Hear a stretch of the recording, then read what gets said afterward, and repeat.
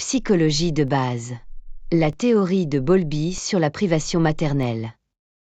Saviez-vous qu'avant que John Bowlby ne développe sa théorie de l'attachement, il avait une théorie de la privation maternelle?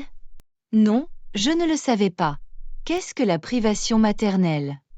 Dans le contexte du développement de l'enfant, la privation fait référence à la perte de soins émotionnels qui seraient normalement fournis par un soignant principal. Je vois. Alors, que suggérait la théorie de Bowlby sur la privation maternelle? Bowlby croyait que l'amour maternel d'une figure d'attachement était tout aussi important pour la santé mentale et le développement émotionnel que les vitamines l'étaient pour la santé physique. Sans cela, il a proposé un lien entre la privation maternelle et la psychopathie sans affection et l'inadaptation émotionnelle plus tard dans la vie. Waouh, c'est un lien fort. Quels étaient les autres éléments clés de sa théorie? Bowlby croyait également que la perte ou la séparation prolongée d'une figure d'attachement pendant la période critique pouvait entraîner des troubles émotionnels.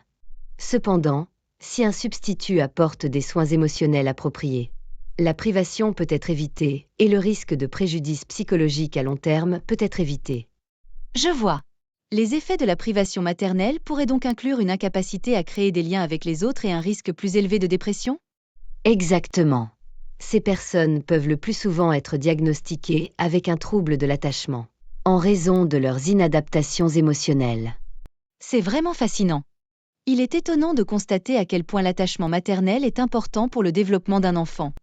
En effet, la théorie de Bowlby a mis en évidence le rôle crucial de l'amour et des soins maternels dans le façonnement du bien-être social, émotionnel et mental d'un enfant.